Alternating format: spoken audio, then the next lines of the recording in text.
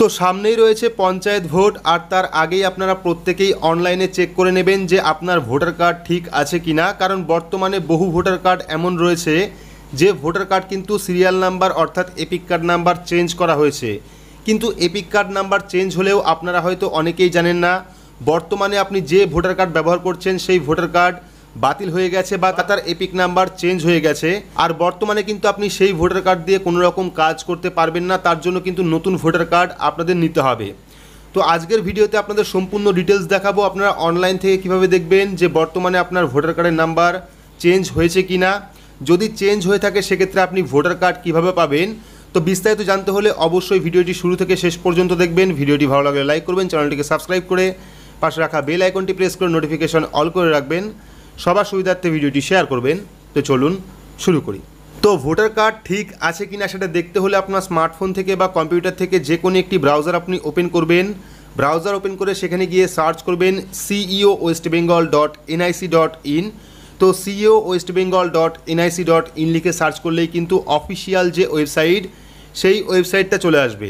ওয়েবসাইটে আসার পর আপনারা কী করবেন, একটু নিচের দিকে চলে আসবেন, দেখতে পারবেন দুটো অপশন দেওয়া রয়েছে। একটা হলো ইলেকটোরাল রোল অর্থাৎ ভোটার লিস্ট, আর তার ওপরে যে অপশনটা রয়েছে সেই অপশনে আপনারা ক্লিক করবেন। ক্লিক করলে পরবর্তী আরও একটি পেজ আপনাদের সামনে চলে আসবে, যেখানে কিন্তু আপনারা স্টেট ওয়াইজ, ডিস্ট্রিক্ট ওয়াইজ বা অ্যাসেম্বলি ওয়াইজ ভোটার লিস্ট বা ভোটার কার্ড দেখতে পারেন। তো আপনারা চাইলে এখানে নাম দিয়ে সার্চ করেও দেখতে পারেন যে বর্তমানে আপনার ভোটার কার্ড নাম্বার চেঞ্জ হয়েছে কি না, বা চাইলে আপনারা এপিক কার্ড অর্থাৎ ভোটার কার্ড নাম্বার দিয়েও দেখতে পারেন যে বর্তমানে আপনার ভোটার কার্ড নাম্বার চেঞ্জ করা হয়েছে কি না। তো মূল যে সমস্যা হচ্ছে, যাদের পুরনো ভোটার কার্ড রয়েছে অর্থাৎ WB দিয়ে যে সিরিয়াল নাম্বারে ভোটার কার্ড, সেই ভোটার কার্ডের নাম্বার কিন্তু বর্তমানে চেঞ্জ করা হয়েছে। যদি আপনার কাছে WB দিয়ে যে সিরিয়াল নাম্বারে ভোটার কার্ড সেই ভোটার কার্ড থাকে সেক্ষেত্রে আপনি অবশ্যই অনলাইনে প্রত্যেকেই চেঞ্জ করবেন, কারণ বহু ভোটার কার্ড কিন্তু চেঞ্জ হয়ে গেছে। তো ভোটার কার্ড দেখতে হলে প্রথমে আপনারা দেবেন এপিক কার্ড নাম্বার অর্থাৎ voter card number. Voter card number দেওয়ার পর যে ক্যাপচা কোডটা শো করছে সেই ক্যাপচা কোডটা বসিয়ে সার্চ অপশনে ক্লিক করবেন। তো এখানে কিন্তু আমরা ভোটার কার্ড নাম্বার দিয়েছি, দেখতে পাচ্ছেন WB দিয়ে যে সিরিয়াল নাম্বার সেই ভোটার কার্ড নাম্বার দিয়েছি, দেওয়ার পর ক্যাপচা কোডটা ফিল করেছি, ফিল আপ করার পর সার্চ অপশনে ক্লিক করব। ক্লিক করলে কিন্তু ডিটেলস চলে আসবে।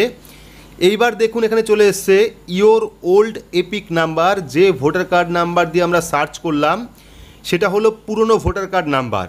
তো নতুন ভোটার কার্ড নাম্বারও কিন্তু জেনারেট হয়েছে, দেখতে পাচ্ছেন নিউ এপিক কার্ড নাম্বার চলে এসছে STB সিরিয়াল নাম্বারে। অর্থাৎ পুরনো যে ভোটার কার্ড ছিল সেটা ছিল WB দিয়ে সিরিয়াল নাম্বার, বর্তমানে কিন্তু সেই ভোটার কার্ড নাম্বার চেঞ্জ হয়ে STB সিরিয়াল নাম্বারে চলে এসছে। দেখতে পাচ্ছেন নিচেও কিন্তু চলে এসছে view details, EPIC number, name, তারপরে gender, age, relation name, status, district, তারপরে পার্লামেন্ট, তারপরে অ্যাসেম্বলি এবং পোলিং স্টেশন। তো আপনারা প্রত্যেকেই দেখে নেবেন, যদি আপনার পুরনো ভোটার কার্ড থাকে সেক্ষেত্রে পুরনো ভোটার কার্ড নাম্বার দিয়ে সার্চ করবেন। সেক্ষেত্রে যদি আপনার ক্ষেত্রে দুটো অপশন আসে অর্থাৎ ইয়োর ওল্ড এপিক নাম্বার এবং নিউ এপিক নাম্বার, সেক্ষেত্রে কিন্তু আপনাকে অবশ্যই নতুন ভোটার কার্ড নিতে হবে। এবং ভোটার কার্ডে কিন্তু নতুন আরও একটি লিস্ট প্রকাশ করা হয়েছে, যা নিয়ে কিন্তু ইতিমধ্যে আমরা চ্যানেলে ভিডিও আপলোড করেছি। সেখানেও কিন্তু নতুন যে সিরিয়ালের ভোটার কার্ড নাম্বার সেটা কিন্তু চলে এসছে, WB দিয়ে যে সিরিয়াল নাম্বার সেটা কিন্তু বাতিল হয়ে গেছে। তো এইবার যদি আপনাদের ক্ষেত্রে এই সমস্যা হয় অর্থাৎ যদি আপনার ভোটার কার্ড নাম্বার চেঞ্জ হয়ে যায় সেক্ষেত্রে আপনারা কী করবেন, এবং যদি আপনার বাড়িতে এখনও পর্যন্ত এপিক কার্ড ডেলিভার না করা হয় অর্থাৎ ফিজিক্যাল ভোটার কার্ড ডেলিভার না হয় এপিক কার্ড নাম্বার চেঞ্জ হওয়া সত্ত্বেও, সেক্ষেত্রে আপনারা কী করবেন, অনলাইনের মাধ্যমে অর্থাৎ নতুন পোর্টালের মাধ্যমে ভোটার কার্ডের নতুন পোর্টালের মাধ্যমে আপনারা ফর্ম নাম্বার 8 সাবমিট করবেন। ফর্ম নাম্বার 8-এ আপনারা ভোটার কার্ডের সাথে মোবাইল নাম্বার লিঙ্ক করার জন্য ফর্ম সাবমিট করবেন। সেই ফর্ম কিন্তু সাবমিট করলে 3 থেকে 5 দিনের মাথায় সেই ফর্মটা অ্যাকসেপ্টেড হয়ে যাবে, এবং পরবর্তী সময়ে কিন্তু আপনারা অনলাইন থেকেই সেই মোবাইল নাম্বার দিয়ে অনলাইন থেকে ভোটার কার্ড ডাউনলোড করতে পারবেন। তো যাদের ক্ষেত্রে এই সমস্যা হবে, যাদের ভোটার কার্ড নাম্বার চেঞ্জ হয়ে যাবে, তারা অবশ্যই অনলাইন থেকে প্রথমে দেখে নেবেন যে আপনার ভোটার কার্ড নাম্বার চেঞ্জ হয়েছে কিনা। যদি চেঞ্জ হয়ে যায় সেক্ষেত্রে আপনারা অনলাইন থেকে ফর্ম নাম্বার 8 সাবমিট করবেন ভোটার কার্ডের সাথে মোবাইল নাম্বার লিঙ্ক করার জন্য। তাহলেই কিন্তু আপনারা অনলাইন থেকে ভোটার কার্ড ডাউনলোড করতে পারবেন, যারা এখনও পর্যন্ত ভোটার কার্ড পাননি।